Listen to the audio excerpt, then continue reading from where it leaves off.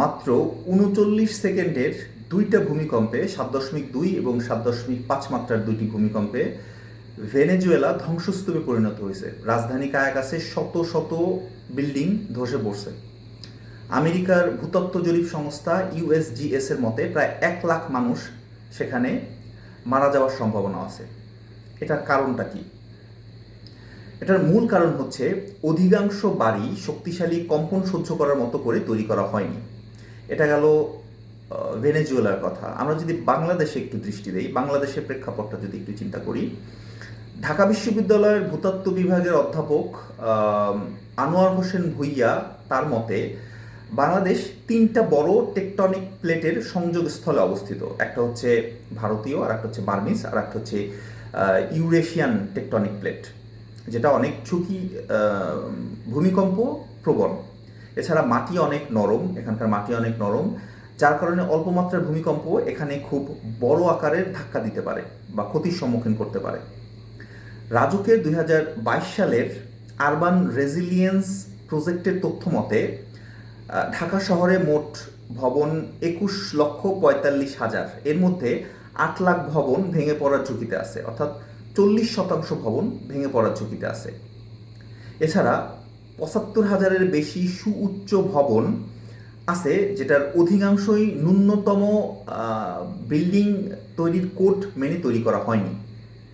2006 থেকে 2016 সাল পর্যন্ত ঢাকায় প্রায় 95,000 ভবন তৈরি হয়েছে। এর মধ্যে রাজুকের অনুমোদন আছে মাত্র 4,147টিতে, অর্থাৎ 95% ভবন এখানে অনুমোদনবিহীন তৈরি করা হয়েছে। রাজুকের নিজস্ব জরিপে একটা তথ্য উঠে আসছে, সেটা হচ্ছে টাঙ্গাইলের মধুপুরের ফল্টে মাটির নিচে 6.9 মাত্রার ভূমিকম্প হলে ঢাকায় 8,64,000 ভবন ধসে পড়ার সম্ভাবনা আছে। এবং দিনের বেলা যদি ভূমিকম্প হয় সেখানে 2,10,000 মানুষ মারা যাওয়ার সম্ভাবনা আছে এবং 2,21,000 মানুষ সেখানে আহত হওয়ার সম্ভাবনা আছে। আর ভেনেজুয়েলার মতো যদি 7.5 মাত্রার ভূমিকম্প হয় তাহলে সেখানকার অবস্থা কল্পনাতীতভাবে খারাপ হবে। তুরস্কে 2023 সালের ভূমিকম্পের কথা হয়তো আপনাদের মনে আছে। এখানে একজন মানুষ রেস্কিউ করতে তাদের 30 লাখ টাকা করে লাগছে অন অ্যাভারেজ। আর ঢাকা শহর যদি ক্ষতিগ্রস্ত হয় ভূমিকম্প দ্বারা, তাহলে ভবন মেরামত, পুনর্নির্মাণ, রেস্কিউ কার্য চালাতে প্রায় 5,33,000 কোটি টাকা খরচ হবে। বছরের পর বছর লেগে যাবে। শুধু তাই না, খাদ্য অভাব, ইলেকট্রিসিটির অভাব, পানির অভাবে আরও অনেক মানুষ মারা যাবে। বর্তমানে যে বিল্ডিংগুলো হচ্ছে ঢাকা শহরে, সেগুলো কি আসলে বিল্ডিং কোড মেনে তৈরি করা হচ্ছে? এখনও অনেক ভবন ঢাকা শহর বলেন সারা বাংলাদেশে বিল্ডিং কোড না মেনে তৈরি করা হচ্ছে। God forbids, if anything happens like Venezuela, তাহলে আমাদের অবস্থা কি হবে? এর দায়ভার কার কাছে যাবে? কে এর দায়ভার নেবে? আমরা কিভাবে এটাকে মোকাবেলা করব? ইটস হাই টাইম আমাদের একটা ডিসিশন নিতে হবে, সিদ্ধান্ত নিতে হবে, ইনিশিয়েটিভ নিতে হবে।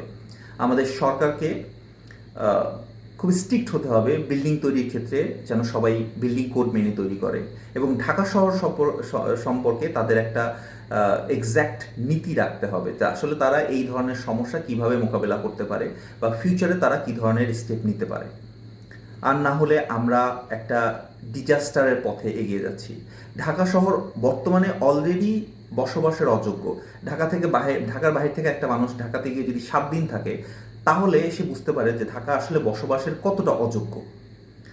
ঢাকার মানুষ খুব কতটা যে ধৈর্যশীল, সেটা শুধুমাত্র বাহিরের একজন মানুষ, অন্য একটা ডিস্ট্রিক্ট বা ডিভিশনের মানুষ সেখানে গিয়ে কিছুদিন থাকলে তারা বুঝতে পারে।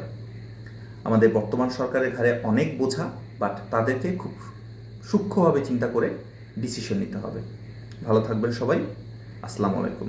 সবাই সচেতন হন।